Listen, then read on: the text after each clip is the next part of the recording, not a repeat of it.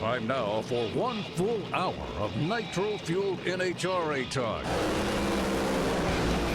It's The Straight Line, brought to you by O'Reilly Auto Parts. Now, your hosts, Marty Hough and 10-time NHRA winner Doug Herbert. You're listening to The Straight Line on drag racing at mrn.com. Thanks for being here for our 1 hour of horsepower. Appreciate you joining us. 2015 Funny Car Champion Del Worsham will be here. 2015 Pro Motorcycle Champion Andrew Hines stops by. And Pro Stock winner at Pomona, Alan Johnson, is our guest as well. We're staged and set to launch another edition of The Straight Line. Across the country, around the world, wherever you may be, here, anywhere, you're listening to MRN.com. This is The Straight Line, along with 4-time IHRA Top Fuel Champion and 10-time NHRA National Event winner Doug Herbert. I'm Marty Hough. Welcome back from Southern California. A very productive trip for you, but especially going to Auto Club Raceway at Pomona, checking out what was going on, because it was a high-tension weekend at Pomona, especially in the funny car class. It really was. The deal with Dell and Beckman fighting that thing out and coming down to the one round in the semifinals, Wow. winner take all. The record was reset a couple times on Sunday. It was an unbelievable funny car race. The top fuel cars were flying. Antron ran good. Obviously sealed his championship up last weekend. But we did a NHRA youth program on Friday morning with Antron. Yeah. He was great as normal. Had a super time there. And I'll tell you what, the racing was super. I was a little surprised there wasn't that many fans out there on Friday. Saturday it looked not too bad. Sunday it looked not too bad. Well, Sunday it was a little bit weird on Sunday too, because the weather got a little funny and they got a little bit of rain. It's like big drought in Southern California. It never rains, and scheduled drag race, it rains every time. You know? Yeah, no question about that. And as I understand it, and what we were told during the broadcast, and you don't know when it's being pieced together, but they had talked about it a couple of times where there were big gaps because there were small rain showers that came through and they were easily cleaned up, and then they got back to racing. But that really it had to affect the teams when you're sitting there and you're trying to get ready and you want to get back up to the line and you want to get going, and then all of a sudden it all stops. Your adrenaline's going, you're all ready to race, and then all of a sudden delay, hang on. And that's the last thing you want to do. When you're ready to go, you want to go. More big news coming out.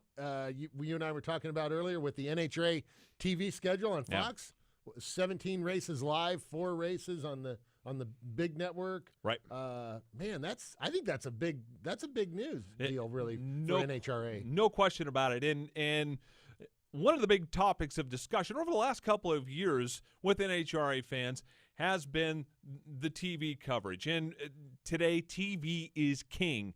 Earlier this year, when it was announced that ESPN would step aside, NHRA took back control of their broadcasts, and it's now Fox that will continue the NHRA Pro and both the Pro and the Lucas Oil Series will also be highlighted on Fox as well. They'll take over in 2016, and what that was going to mean for the sport.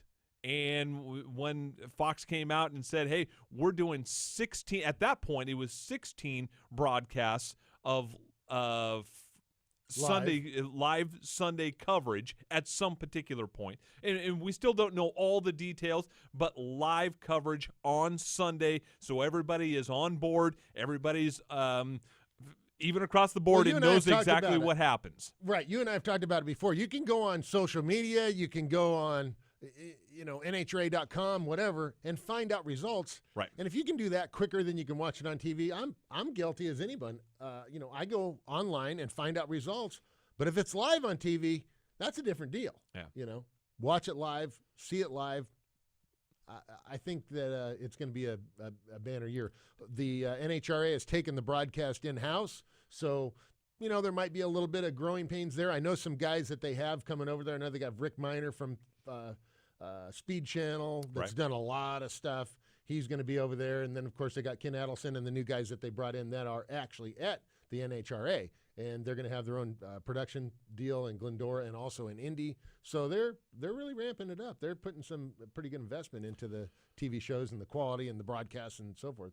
A little bit later in the program, we'll kind of dissect the announcement that was released last year, or yesterday, I should say, detailing what the schedule is looking like. Some Friday broadcasts are also on the docket, and that's going to be kind of cool in prime time. So hang on for that. We'll dissect that a little bit more.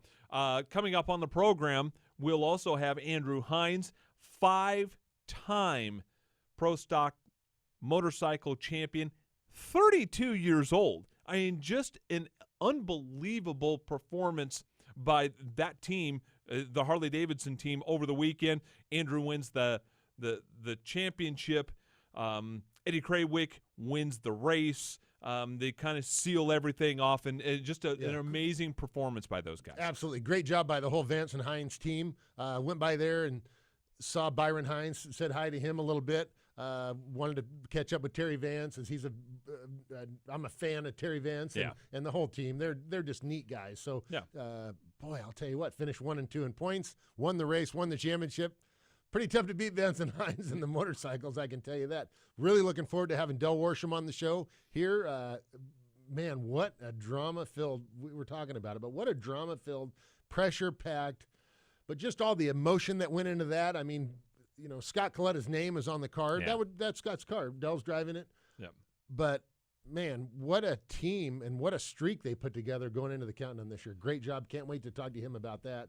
I'm really curious to find out what his emotions, now that he's stepped back a couple of days, they've had the banquet, he's got the trophy, everything has had a chance to settle down and be able to absorb some of that, what those emotions were like on that Sunday, going back and forth. The record changes hands. So now you know that there's 20 extra points out there. I mean, they are out there, and they are going to be had by someone.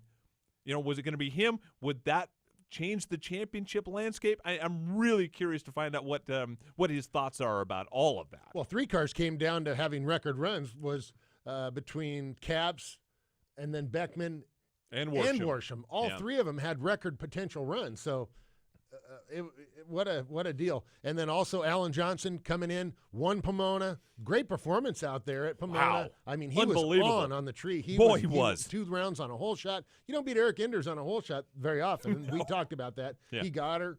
But the car running great. It sounds like finishing up the Mopar sponsorship this year. We'll have to talk to him a little bit, get some details on that, see what his plans are. I know he's got some other irons in the work. So, I'm curious to know what Alan Johnson is they have just too good of a team to just stop, I think. But let's talk to Alan and see what he has to say. It'll be interesting. And, they've got a top team, and he's a champion. He's been at this a long time. They love drag racing. He and his father, Roy, are, they're great competitors and super guys. And also an end of an era. The last carbureted race. Yeah.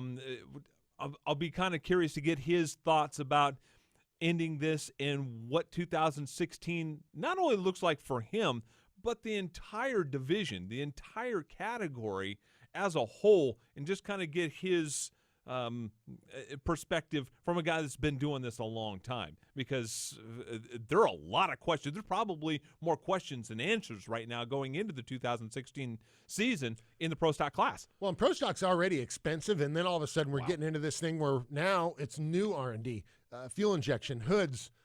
I don't remember what all exactly else they're changing. Wheelie bars. So they've got a lot of changes coming to them. Man, it's already expensive. It's going to be more expensive,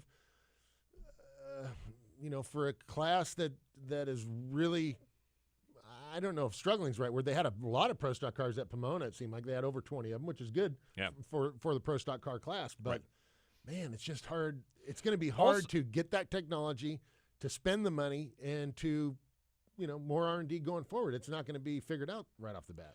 I think there was probably more races than not where they had a shortage of cars in the Pro Stock class where they had 15 cars, where they had the Pulse that are getting a bye run in the first round. There were a couple of races where they had 14 cars there, which is telling. Well, and I would think initially it's going to hurt that. I mean, there's going to be some lower budget teams that just can't afford to make the changes. It's real simple. Yeah. They can't afford to make the changes. So I think down the road it's going to be good. I feel like they had to probably do something to make the class more modern, more exciting, all this. But in the short term, they're might going to take some lumps. Yeah, and there are a lot of rumors running around. For just about every team out there, there is some sort of rumor about either somebody coming on, but more than likely somebody maybe sitting out. If there's been confirmations, obviously, we've heard about Jonathan Gray. They're going to be down to at least one car. Gray family may not even compete next year in 2016. Jonathan is down for sure. He's going to go pro mod racing. He's already said that out loud. Oh, wow. And so, but there are more rumors out there about drivers and teams that may just sit out or partial schedules. So we'll talk to Alan Johnson about that a little bit later on. We will talk to the 2015 Pro Stock Motorcycle Champion, Andrew Hines. And when we return, we will talk to the 2015 Funny Car Champion, Del Worsham, will join us next. This is The Straight Line. More right after this.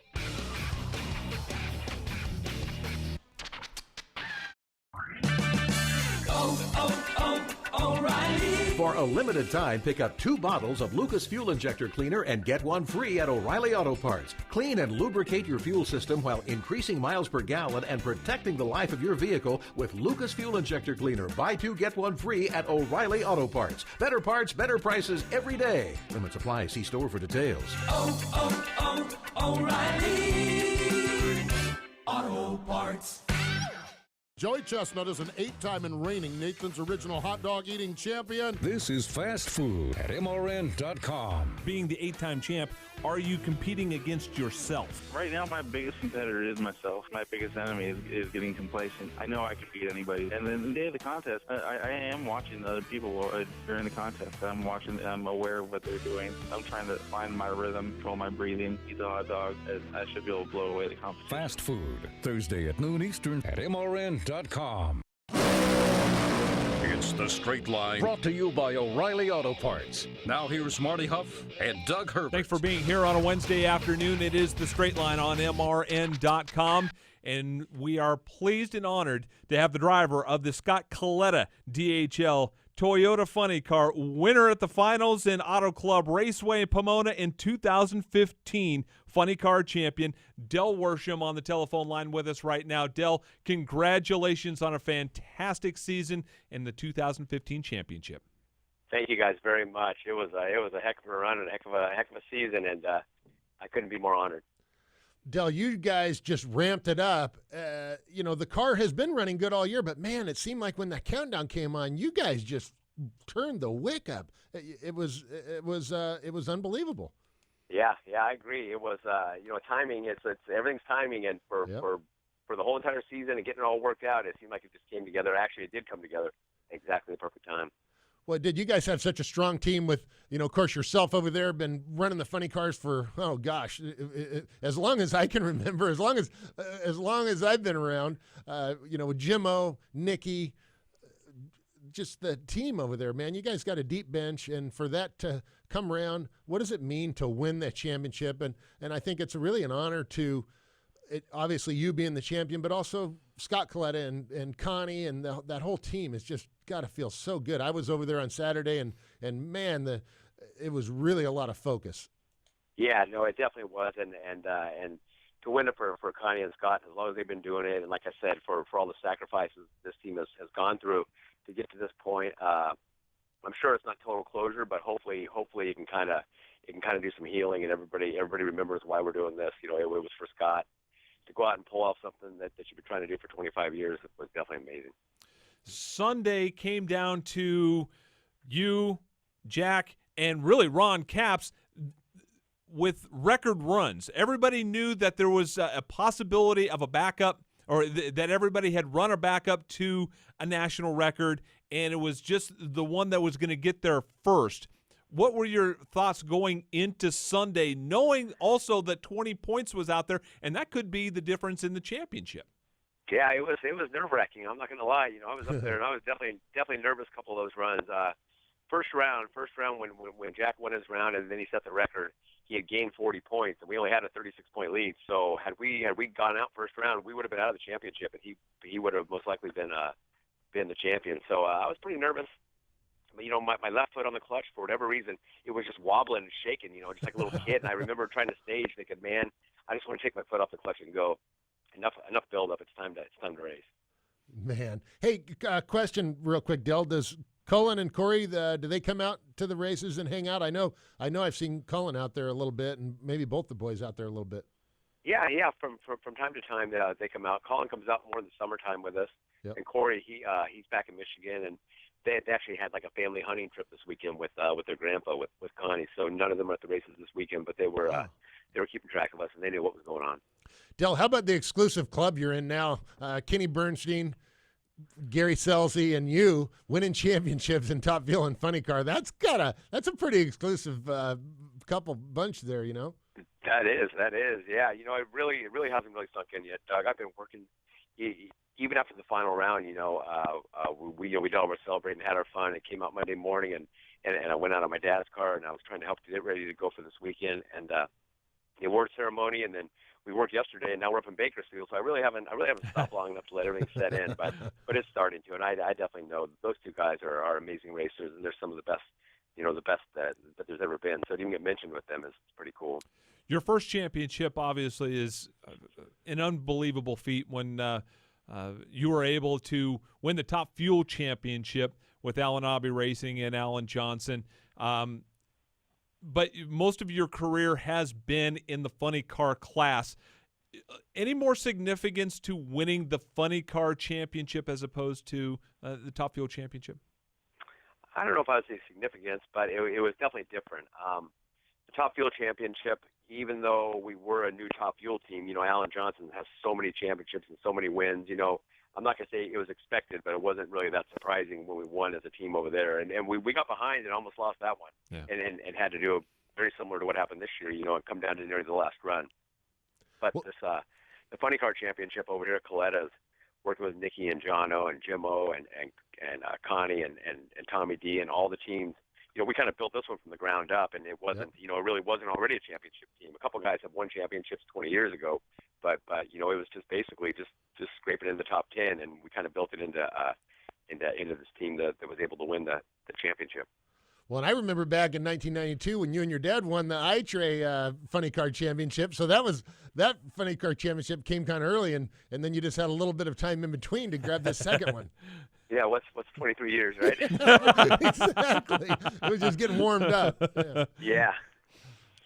It was definitely an amazing day, though, and then to get to win the championship and then come back and get the race, for the title for Pomona was cool. That run is very similar again to 2011 when we kind of did the same thing. We won in the semifinals and got to turn around and come back, and it's just kind of a gravy run. You just get to kind of throw it out there, and there's not a whole lot of pressure, and those runs rarely come by, in drag racing. So when they do, it's really cool. What was it like to be able to have to rein in your emotions?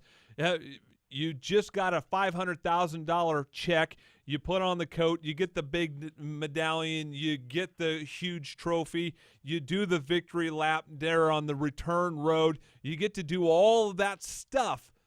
But then you've got to get back in the car and try to win a race. What were the emotions like in trying to rein that back in and have to stage that car and get down the racetrack? It is. It's tough, and I remember coming back. When I finally got back to the pit after doing all the celebrating and the awards and all that, I came back, and just slammed my hand on the back of the car and told the guys, I still want to win this race. We need 35 more minutes of kind of undivided attention. So I just went in the lounge. I stayed up there with Nikki and Jono, and we just did what we normally do for a final round. And we didn't go out. We didn't celebrate. We thought we'd just wait till after the race, and it worked out. Well, when you pulled up there for the final, you had an incredible reaction time. Obviously, you were ready. After the race and the championship and all these things that have happened, have you had a chance to talk to Connie? What's old Connie have to say about all this?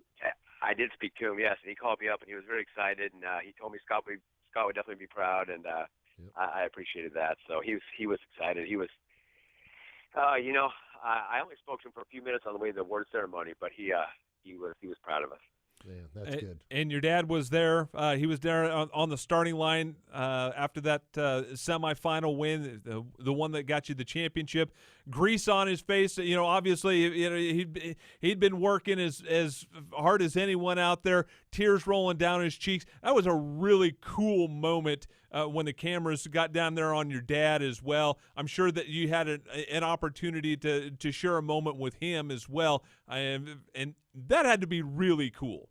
It was. My dad, he's a soft old man. For as tough and as much as he grumbles at everybody, he's also pretty emotional. So when I went back and I just kind of scrolled through real fast and watched, some of the highlights Sunday night when we got back to my house and I saw him, wasn't surprised. It was nice. I was able to have my dad with me in all 6 races in the countdown. He brought his car out for all 6, and a lot of it was just to lend me just support. I've always had my dad around me, and I've always raced with him. So even though we're not racing on the same team, he's at the track, and I'm out there and I'm hanging out with him and getting work with him. So it was definitely cool. Hey, Del, tell us about your knee shaking. So when you went up for that semifinal race with Beckman, and you knew, that was it. That was the whole season came down to that one run. Man, that's a lot of pressure for one run. It is, and I'll tell you what. And Jack, he got the jump on me. It was we staged exactly the same time, and you can kind of look on the back of the sheets they give you, the stat sheets, and you can see the randomness of the tree. And it was a quick light. We had pretty average lights all day long, and for whatever reason, we barely staged. All of a sudden, there was amber, and I thought I did okay, but I didn't know I was that far behind, and got lucky. A little bit lucky there that he had a problem, but either way, worked out. It was an amazing day. What's ahead for 2016? Like you said, you haven't even had a chance to really soak this in because you've been so busy after Sunday, Monday with the banquet, and then everything that you've done over the last couple of days. Do you have an itinerary for the rest of the year? Because testing in Palm Beach is right around the corner. Well, I do. That whole Drive This Car program. I've been getting people their license and bucket listing people. So we're in Bakersfield right now, and we have a driver today. We have a driver tomorrow. We have a driver Saturday. Wow. We have a driver Sunday. So I have a full team, a whole full crew up here right now. And I told my wife, when I get done on Sunday, I will stop until after the new year. We'll just stop and enjoy it, and take a vacation, and just kind of get my life back together and get ready to start testing. That is awesome. I'm going to come to visit my mom over Christmas, so I'll come by and buy you a beer at Christmas time. Yeah, we'll definitely go out and do something. Okay. Man, Del, congratulations. What a great win. Great win for you. Great win for the Coletta team and Scott and Connie and just Jimmo. I just can't even tell you how impressive and how neat that was to see you do that. So congratulations, and we'll look forward to having another strong year for you guys next year. Cool, man, and thank you guys for all the support. And I enjoyed talking to you after those wins. It was exciting. So hopefully we'll speak a few times next year.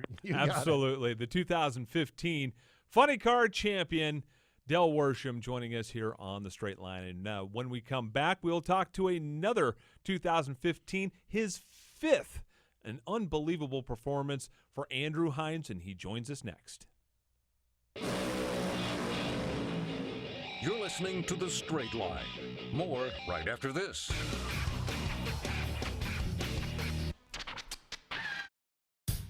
Dale Jr. here. I wear Wrangler Advanced Comfort jeans for any occasion. With new styles and great fits, you'll look good and feel comfortable anytime, anywhere. Wrangler Advanced Comfort jeans are built with a U-shaped construction, so they give you more room where you need it. And their 4-way flex technology moves with you for all-day comfort. In the garage or out and about, Wrangler knows the ins and outs of comfort. Wrangler, real comfortable jeans. NHRA drag racer Doug Herbert here to talk about safe driving. In early 2008, my 2 sons were killed in a car accident that was caused by speed and inexperience. After the accident, I learned that over 6,000 teenagers each year are killed in car accidents, so I formed a nonprofit organization called Brakes. Brakes stands for Be Responsible and Keep Everyone Safe. Please visit our website at putonthebrakes.org to learn more about responsible driving and what you can do to keep our roads safe. listening to The Straight Line, brought to you by O'Reilly Auto Parts with Marty Hough and Doug Herbert. Big thanks to the champ, Del Worsham, for joining us on The Straight Line, and we go from one champion to another. Driver of the Vance & Hines Screaming Eagle V-Rod Harley-Davidson and 2015 Pro Bike champion Andrew Hines joins us. Champ, thanks so much for joining us. We really appreciate it. No problem, Glass. Really glad to be on here again. You know, it's always good when I get to talk to you because something good is usually happening. I came by to see you on Saturday out there, and you guys were pretty busy. I got a chance to say hi to your dad, and you know what an impressive run that you guys had, and then finishing 1 and 2, winning the race, winning the championship for that Vance & Hines team. I mean, yeah, it really went out with a bang there. You know, yeah. Sorry I didn't get to talk to you on Saturday, but like you saw, we were pretty busy, and you know we were trying to figure out exactly what to do with my motorcycle and Eddie's motorcycle to make sure we could get more performance out of them. So, you know, Jerry, he didn't run as good as he could have on Friday, and then he really shocked the world there in Q4. So, kind of went back to his old ways and was throwing up those crazy numbers. So we were expecting it, but we were trying to figure out what we could do with our Harleys to get a little bit of points here and there and figure out what we could do for Sunday. So lots of hard work going on, and it was a great time all around. You know, with Vance & Hines being based in Southern California there, we had about 150 people at the track that were out supporting us. So, you know, we're trying to entertain everybody and keep our focus at the same time. So you're being pulled in all different directions. You know about that, Doug. Oh, yeah. You guys had the fan club going there, and I was disappointed. I didn't get to see Terry when I came by. He was at one of his kids' soccer games or something like that. But to pull off 4 wins in the year, but the key to that is winning 3 of them in the countdown that vaulted you into the win. I mean, you guys know when to get it done, when the pressure's down, when your back's against the wall, and that's what you did once again. 5 championships, man. Yeah, it's crazy. I mean, I used to not be a very good pressure situation racer. I threw away a lot of stuff in my career early on, and it seems like the last few years I've actually excelled more with having all the pressure on me. So I probably rode the best I did all year at Pomona as far as my reaction times coupled with shift points and all that. So had a good qualifying rounds there with all my reaction times, and that just kind of helped ease my mind throughout the weekend. You know, if I would have been struggling cutting 60 or 70 lights, I would have been probably a little more unhappy. But I was right around. I made 4 runs between 17 and 27 on the reaction time in qualifying, so that helped ease my mind. And that's just that's kind of how I played the whole countdown. I just kind of went in with a different attitude and said, okay, whatever happens, happens. Not really going to matter what people think of me. I have won 4 championships. I won last year. I've got a lot of things off my list that I've done in my career, so it's not a whole lot of more things that I really need to cross off there. But getting that next one's always nice. When you can win races and get all those round wins in the countdown, man, it comes a lot easier as far as getting the championship. But man, each round win is so tough. The motorcycle class has stepped up here in the last couple of years so much that everything comes into play now, and you're winning races by a hundredth or a hundredth and a half or thousandth. It's crazy. The level of competition is spectacular. Andrew, when Jerry laid down that 84 in the first round, I would imagine that's when you guys kind of had to put it into overtime, and why you probably couldn't talk to Doug or if everything started coming together, because I would imagine at that point you're thinking, okay, we need to squeeze a little bit more out of these bikes, because there was nobody within a couple of hundredths of that, and it looked like that possibly he could go on a run, on a tear with that opening round.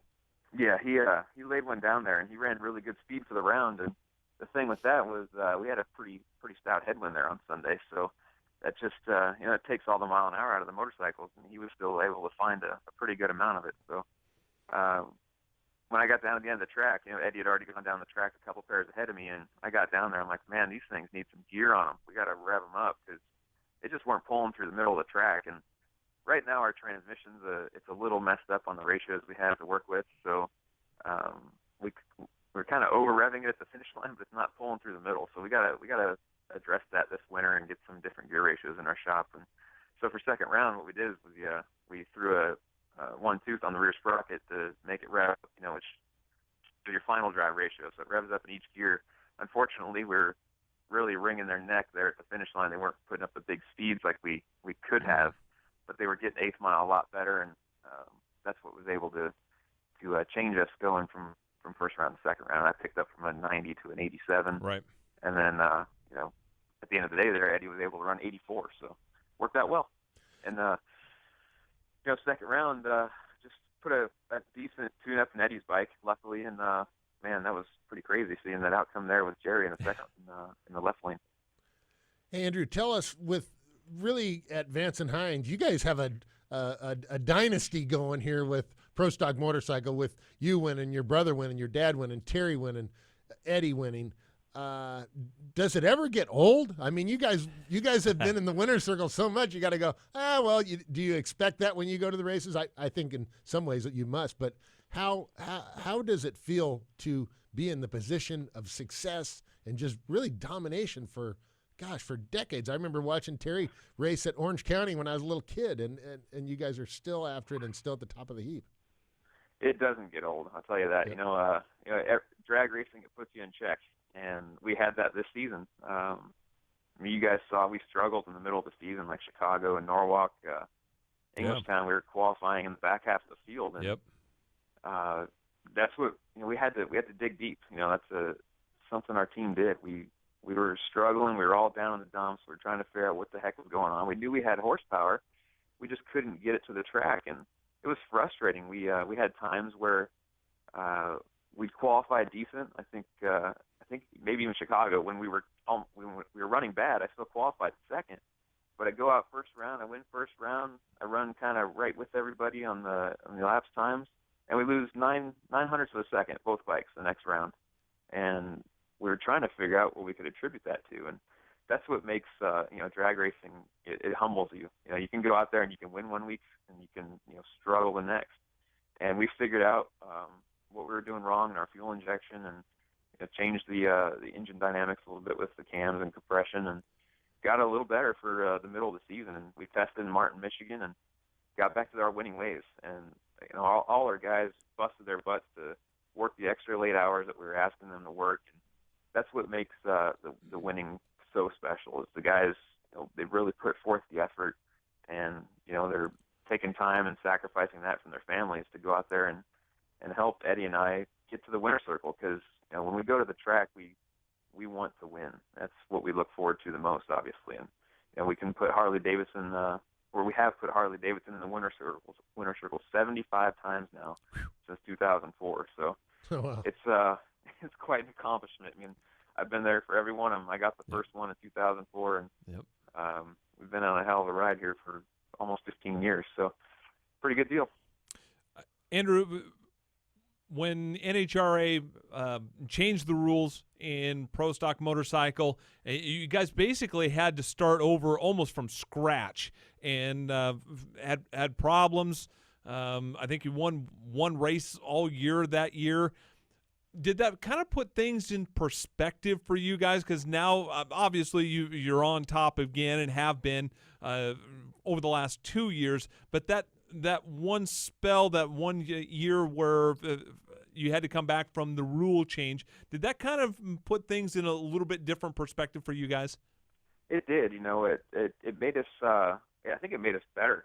We were forced into a different area. We had to go do some different research on things we had been working on. The 4-valve and the 2-valve are two entirely different animals, and it allowed us to redesign the top of the end of the motor a little bit, and we got rid of our belt drive that we had been using for 10 years, and we were able to put a gear drive system on it, so the reliability has gone through the roof on the thing. It's a very, very stout engine, so we haven't had a whole lot of issues in that aspect, and we had to open up our minds to looking in different avenues and trying to make horsepower, and that's where we've been struggling here the last year too. We're running with almost the same horsepower that we came out with about last year in Atlanta. So Wow. we just found a couple of 1s and 2s here and there. We haven't found any 10s. That's what we're looking for. So. Right. One thing that always impresses me, Andrew, with you and Eddie and Matt, you guys are always out there. You get there with the rig basically, and you're out there setting up the awning and getting that thing ready. It's like the excitement that your team has. just what you were saying earlier about the teamwork. I mean, you guys work together, and I think that's got to be one of the keys for the success is how hard you work on the track, off the track, setting things up, all that, everything I've ever come by there. You guys are after it. Yeah, the guys just they bust themselves to make sure that we have a good looking pit area. We respect what Harley Davidson has done for us, so we got to give the fans the true Harley experience, having the nice looking rig and all that. Our guy Ray Veers, our truck driver, has been with us for 14 years, and he knows how to get it up and down the road. And we get there, we help them set up, tear down. We do what we have to as a team to make sure everything goes and functions smoothly. So you'll see Eddie and I ripping poles off the trailer and folding up the awning and doing all that stuff at the end of the day on Sunday. So having a group of guys that have been together and working together so good for so long, you can kind of predict movements and what's going to happen here and there. And when we have chaos in the pit area, there's no yelling or screaming. It's just hard work going at it. It's just like those guys that spend a long time together on a top fuel team when they're pulling apart the short block and ripping the heads off and ripping the blower off there. Our guys do the same thing when we have to swap an engine out of a chassis or change a valve springs on a Saturday night. It all just happens. Everybody knows what each other's role is and what needs to get done. So we can predict everything on that aspect, and if something out of the norm happens, and we can take that as it comes, and everybody knows how to problem solve on the fly. So that's huge. When you got the long-standing relationships we have and the knowledge base that our guys have, we don't have turnover every year or two, and training new guys and doing this and that. So it makes it a lot easier. Andrew, your family is racers, but they're also business people as well. The significance of the Vance and Hines improvement in the Suzuki program, not only does it improve the competition on the racetrack, but it's good for business as well. Just kind of speak to how things have come together with Jerry's program, with Karen Stouffer's program. Jimmy Underdahl had a pretty good run there in the middle of the summer with his Suzuki. It's really brought competition very much closer together. It's put a spotlight back on the pro bike motorcycle class, and it's also probably been good for the bottom line, I would imagine, as well. It has been. Jerry's really making waves out there and forcing other teams to try some different avenues as well. So, he's got the same stuff that all the other Vance Hines customer has. They just refine their things a little more. He's got some other special things that they've done on their own to monitor the engine. And I know Tim Clungy, his crew chief, has a dyno at his shop. So they're, one of only a couple teams that have either a rear wheel dyno or an engine dyno that they can, prove out some new theories that they're trying to try. So, he's been running the fuel injection setup that we came out with a couple years ago, which is our second evolution system. Karen Stouffer has our first evolution system on her bike. So, the second evolution system is a little bit different. Apparently it's working a little better for their platform. So I know we have a lot of interest from our other Suzuki customers on stepping up to that system. Everybody else is using carburetors. Only Jerry and Karen are using fuel injection. Right. So we're going to see a lot more people switch over next year, which is going to help us. Yeah, sure. They'll have the Motec systems on there for the ECU tuning, but as far as getting the fuel into the motorcycle, that's a lot of parts come out of Vance Hines. So, he's done some great stuff and turned some heads, and it's going to make people have to do some changes and not just sit on their stuff and hope it goes fast to the next race. So we'll see what happens. Next year is going to be pretty exciting. I know you're going to see some new teams out there, new faces, and Jimmy Underdahl, I'm sure he'll be back on a tear again.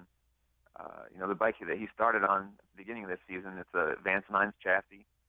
90% of the thing was finished at our shop with guys from our team helping out that work at Vance Hines. So his dad spent pretty much the whole month of February there finishing the bike up, and they developed an electrical gremlin there towards the end of the season. So unfortunately, they weren't able to find it soon enough, so they switched back to their old bike. But I know they're planning on putting fuel injection on there, so it's going to step up the whole class. And who knows what Matt Smith's going to do with his victories, but we're going to have all our Vance Hines customers and our Harleys ready to go. Well, Andrew Hines, congratulations on pulling another championship home for Vance and Hines, and you guys are just an incredible bunch over there. So congratulations, great job, and we'll be looking forward to talking to you next year. Thanks, Doug. Thanks, man.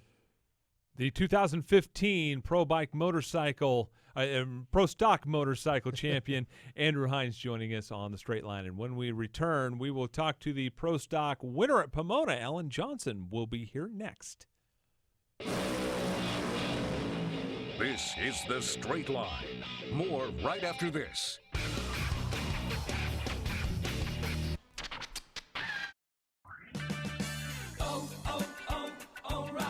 Sign up to become an O'Reilly O-Rewards member today and start earning instantly. O-Rewards members earn $5 back for every $150 they spend, so if you haven't become a member yet, what are you waiting for? It's fast, easy, and free. O-Rewards, it's your road to exclusive offers only at O'Reilly Auto Parts. Better parts, better prices every day. See store for details.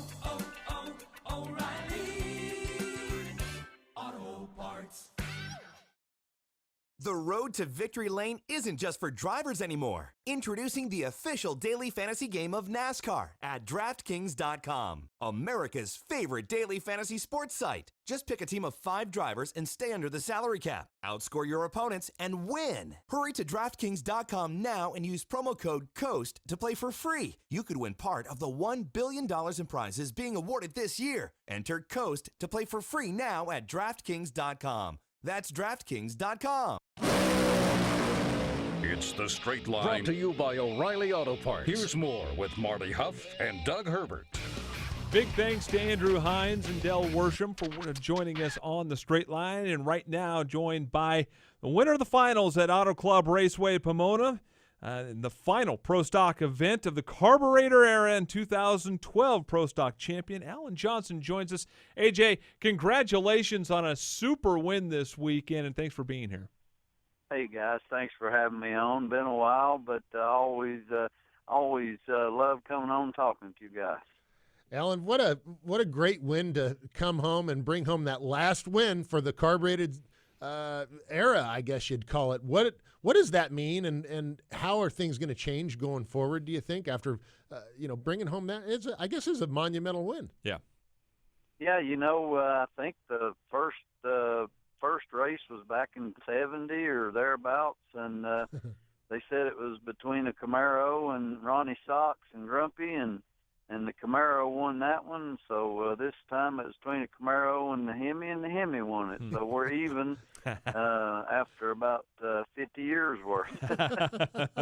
Man. And a heck of a driving job by you. A couple of hole shot wins, no light worse than an 18. You were dang near psychic on the tree this weekend. I was really wanting that this weekend, guys, for a lot of reasons. We had the tribute deal on the car for Dad and myself and Mopar, and the last race for carburetors, and maybe even the last race for me. Period. I'm not sure yet, but I just really wanted that one bad, and the good Lord was good enough to give us a plan, and it worked. I was going to ask you that, Alan. We talked a little bit at Pomona, but do you have I know you've got some things in the works. If they don't come together, is there still a plan to go out and do some running next year? With all the changes, it just makes it difficult.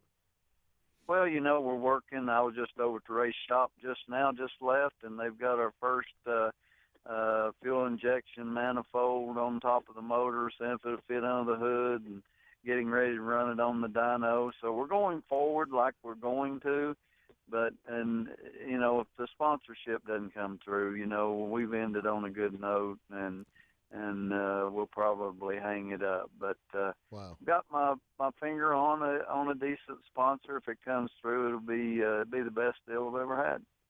No kidding. Wow. So if you got to be like on pins and needles. I mean, this is really two extremes. Could be the best sponsor you ever had, or you may hang it up. I mean, what are your emotions like right now, Alan? Well, I'm okay either way, guys. It's been a great run. We've done this for 20 years. I've been able to do it with my family, and that's awful special. And I'd love to see Dad be able to conquer this fuel injection deal and let's go out there and be on top again. But you know what? He's probably about like me. It's been a great run, and I'm not going to spend my own money to do this anymore. I haven't in about 12 years now. So we'll just see. I'm okay either way. Well, I guess looking back on it, no matter what happens, you grab that championship in 2012. You've been a winner every year. There's nothing to be ashamed of. And I'll tell you what, as far as being just a great human being, that will be something that'll be missed by everyone at the NHRA races. I'm sure of that. Well, I'm sure that's the part that I'll miss more than anything. I'm sure is all the family we've made out there and all the friends and just the travel and all the special places you get to go to and all the special things you get to do with this group of folks. If we don't go back out there, that'll surely be a big thing to try to get over. Yeah, that would be a big thing. And, I guess the only good thing that I can think of off the top of my head is last time you're one of our best supporters at the Brakes teen driving program. And last time we brought Brakes up to your town because of you weren't able to be there because you were off racing. So that would be the only good thing that I can think of this time is you're going to be able to be there because we're bringing Brakes back again. You're bringing Brakes back to your town and, taking care of all those teenagers. And you went from everything from bringing them down on buses to Charlotte to going up there. And I've had the pleasure of going to the schools with you up there. And I'll tell you what, you're a hero in your town, and that is so neat to be able to go into those places, into the school, into your favorite little restaurant and all those things with you. I just can't tell you how much that means. Well, I sure appreciate you saying that, Doug, but I'm not the hero. You are for keeping this thing going, and you paid the ultimate sacrifice for this thing, and it's just people like me that love to support you, to see it grow and see you help other kids that keep them from having the same situation you got into. Alan, you're not the only one in the situation that you could be back or you may not be back. There's rumors about half the cars in the pits right now that they may be back, they may not. There may be a wait and see. It may be a partial schedules or something like that. From your viewpoint, at least in the short term, what is the future of this class, of the Pro Stock class? Well, I think all these changes are going to cost everybody a ton of money, and of course that makes everybody step back and think, man, do I want to do this? But you see people like Kurt and Warren out there, and I hear they're going to run next year. To me, all the rules package did was just cost everybody a lot of money. The EFI is a neat thing, and is it going to do anything for the class? I really don't think so. Slow us down a bunch. The wheelie bars, we're going to have to spend $4,000 for a new set of wheelie bars to move them 3 dang inches. That to me was a little bit over the top, and the rev limiter deal is man, that right there in itself is enough to just make you about want to quit. But you got to roll with it or get out, and that's basically what NHRA is telling you. What do you think, Alan, that is do you think that's got to be detrimental to the class, I suppose, from the cost standpoint, getting everybody to step up doing that? I guess that kind of opens a door. Doug, is going to cost a lot of people that's already in the class to change their engine packages, to buy new cylinder heads, intakes, camshafts. People are going to be stepping back about 10 years, and there's where all the cost is going to come in. For somebody new coming in the class, there's not going to be any difference in coming in at turning them 12,000 or 10,000. They're going to have to buy the parts to race. Mm-hmm. So, and turning them 10.5 is not going to save any money versus 11,000 or 11.5. We've made our engines better to where we can turn them 11.5 and not hurt valves and springs and parts. Now, go back to 10.5, everybody just going to start getting more aggressive on the camshafts and to pick the power up that we're going to lose. So, we as a group really tried to impress upon NHRA that, man, this is going to cost everybody a bunch of money. It's not going to do what you're setting out to do. And, they decided that they were right and we were wrong. So, like I said, you're either going to get in or you're going to get out. And that's basically where they drew the line. What does the rest of the year look like for you? And obviously, the sponsorship part, the funding part is going to be a huge part for you. But just kind of give us a brief overview what the rest of the year looks like in getting into 2016 and trying to get out and do a little bit of testing and try to get a feel for this new package if it all comes together. We're actually going week after next to Bradenton to test, but not for my car. We're selling Richie's car he drove this year and a new engine package that we just raced at Pomona to our friends in Sweden that won the championship over there. And we're going to test their car for 3 days, and then they'll put it in a container on a boat and ship it to Sweden for next year. Our testing is pretty much going to be dyno testing and for over the next month or so, and like I said, we'll continue on like we're going to race next year. And when we find out if our sponsorship efforts are successful, then we'll really get after it. Well, I know that you've got plenty to do back home, Alan, with that's a fact. Businesses, with the race team. You've got your hands full. So, man, congratulations on winning Pomona. Super happy to see that, and we sure hope that things come together because not having you out there at the NHRA drag races would be a loss to the sport in general. So, no doubt. Man, I got my fingers crossed for you, buddy. Well, I appreciate you saying that, guys, and we're going to be digging and clawing and trying our best. But like I said, if it doesn't work out, we've had a great run. We've done it as a family, and we've been successful. So thank the good Lord for that. Thanks, Alan. Appreciate your time. All right, guys. Thanks, Alan. Alan Johnson, winner of the Pro Stock class at Auto Club Raceway Pomona this weekend and the last of the carbureted era, 2012 Pro Stock champion. When we return, we'll wrap up another great edition and great season of the Straight Line. You're listening to The Straight Line. More right after this.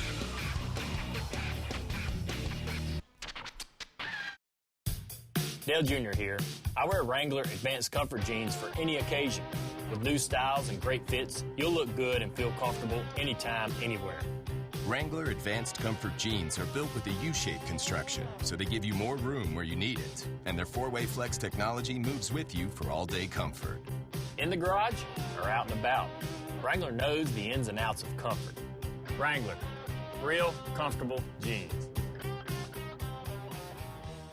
Chet Herbert designed and manufactured the first roller cam for racing in 1949. Today, NHRA drag racer Doug Herbert continues his father's legacy. Herbert Cam stocks cams for virtually all racing applications, from street ride to NASCAR and NHRA. Herbert Cams can also custom grind a cam for any application. Cams, lifters, valve springs, push rods, and all related performance valve train and engine parts in stock at the best prices. Visit HerbertCams.com or call our expert technicians at 800-444-7373 for all your racing needs. Herbert Cams.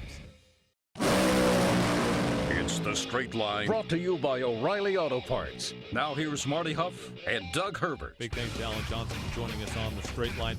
Beginning of the program, we talked about the 2016 schedule coming out for the Fox broadcasts. If you had forgotten or weren't up to date, Fox will take over the NHRA broadcast for 2016. 17 live final shows, including 4 on the big network, Fox Broadcast Network, and 8 primetime Friday night qualifying shows as well. The 4 Sunday shows will be all through the Western Swing and also, of course, the U.S. Nationals. The West Coast being significant because it'll be earlier on the West Coast, later on the East Coast, so they can do them in prime time on the Fox network, which will be huge for the sport.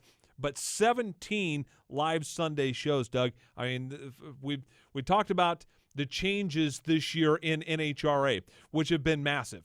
And Peter Clifford comes on to run the ship at the helm right now of NHRA, a new TV package. It has been a big year for the sport. It really is. NHRA has a lot of things going on.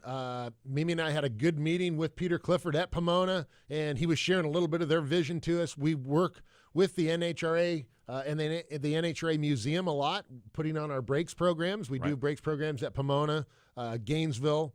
We're going to go to Indy, so several of their tracks, and it makes sense, to work with them from their standpoint of take it to the track. That's what we're all about. Right.